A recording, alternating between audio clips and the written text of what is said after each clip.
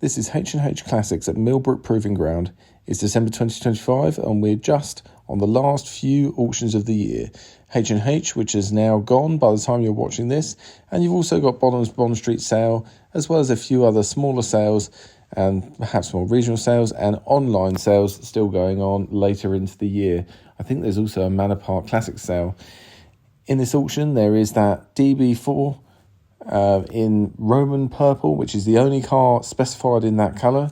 You've got plenty of other cars to see, including this nice little kids car, a Bentley Mulsanne that was originally offered or used by His Royal Highness King Charles for official engagements. You've got a pair of Mulsannes here, both Mulliner spec cars. You've also got a pre-facelift Le Mans outside. You've got a Bentley Brooklands, and in general, there's a lot of Bentleys and Rolls Royce in this auction. As always with H&H, I think there's 10 Bentleys in total.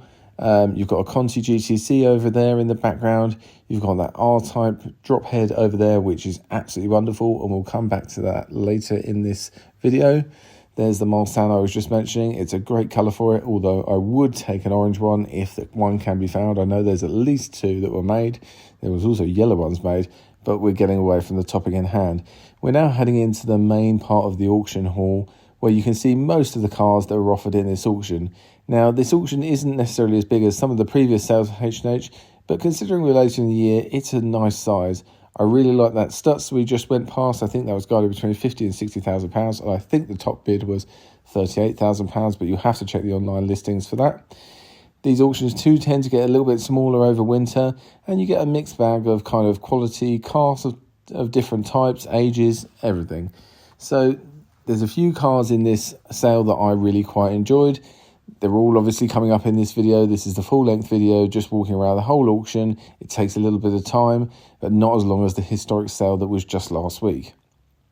One of the cars I really like is in this hall. You'll see it just in the background in a minute. It is a Series 1 Jaguar E-Type 3.8 fixed head coupe, that lovely gold colour. Now, I was hoping this was just kind of a car that could be, well, it could go undergo mechanical restoration and then be used, but unfortunately it is quite ratty cosmetically, and it will probably end up being fully restored. It was offered with a guide between £20,000 and £30,000, and it hit well within that guide, which quite surprised me, but they've done well with that car. It looks great if you like rusty old cars like I do. You've got a few race cars here, such as this Corvette, which has previously raced at Le Mans Classic. It also has a standing invite to Goodwood Revival, as far as I'm aware. You've got the rally spec Ford Mustang convertible over there as well. And there's a few modern classics like these R230 Mercedes SLs. This smaller Mercedes C-Class was owned from new and offered by a Formula One winning driver. I can't remember who. It wasn't a name I really recognised, but it's a little part of its history as well.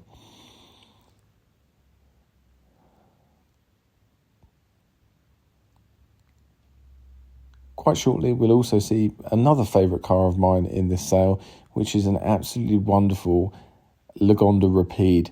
Now, these are extremely rare cars.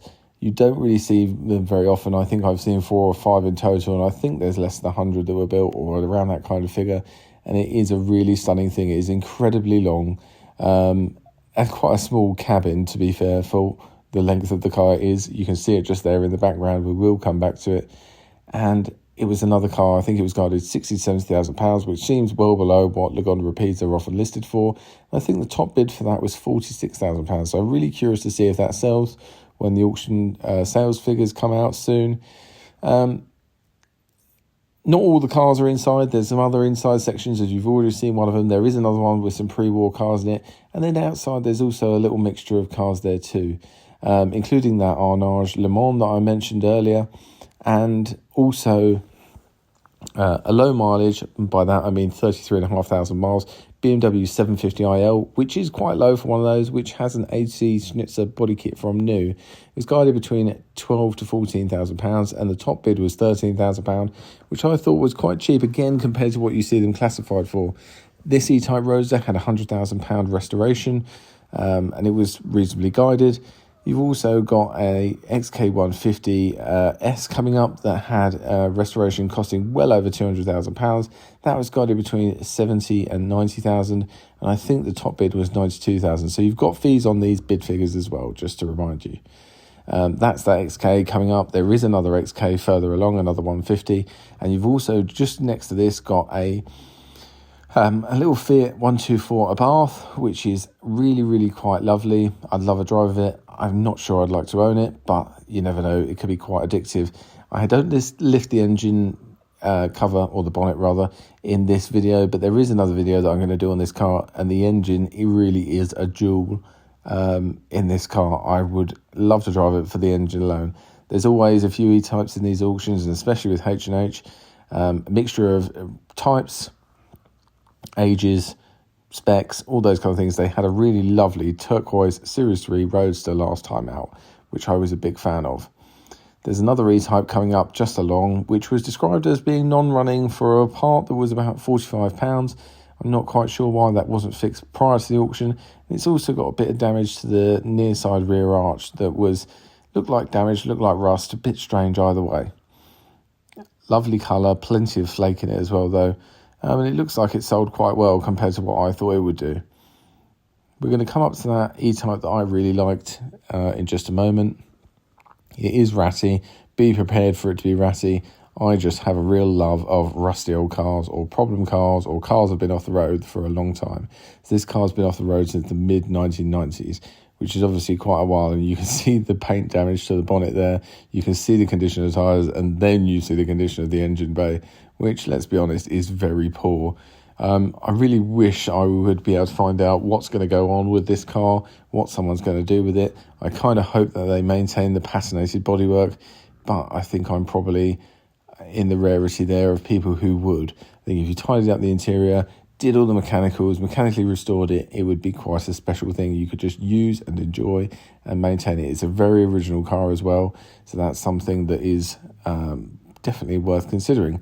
You've got a manual Porsche 996 Targa there, a rare thing in its own right. And later on, you've got a Ferrari 308 GT4, and also next to it, you've got a Ferrari Mondial, a 1984 car that was previously an insurance loss with damage to the near side door. It was repaired using used parts, and I think it's got lace bumps on it as well. That car seemingly sold quite well in the mid-20s, I think, which is quite well for a Mondial that's been damaged. I think it may be being exported as well. I thought it would be great as a Dakar-style Ferrari, although I'm sure that would horrify all the purists. But for me, I thought it'd be a little bit of fun. If it was really cheap, I would have probably had a bid on it. I did have a bid on the BMW 750iL. Unfortunately, didn't get to take it home with me, but that's the way it goes with auctions. A Capri 1.6 Laser, one of those cars that you can't believe is that slow. I did own one, although when I bought it, I believed it was a 2 litre. It was glacially slow. Wasn't fun to drive at all, didn't stay long. There's the Ferrari Mondial, you'll see the GT4 behind it, and shortly after we finish walking around these cars inside, we'll head back through the hall we were in before, and then towards the outside where you'll see the other cars in this auction. It isn't a really big sale. There was about 110 cars in the auction, I think, roughly. You've also got a low mileage Lotus Elise there. I think it was 27,500 miles. But as with H&H, they do like to take their time going through cars, and it was still going on near 5 o'clock, although they did only start at midday. H&H start a bit later compared to some auctions, and they do like a midweek auction. Whether that helps or hinders the sale is a question to be debated. Anyway, if you were bidding, I hope you managed to buy what you wanted. If you were selling, I hope you got the sale price you wanted, and I hope it was a good sale for the auction house in general. Let me know what you'd have liked to take home.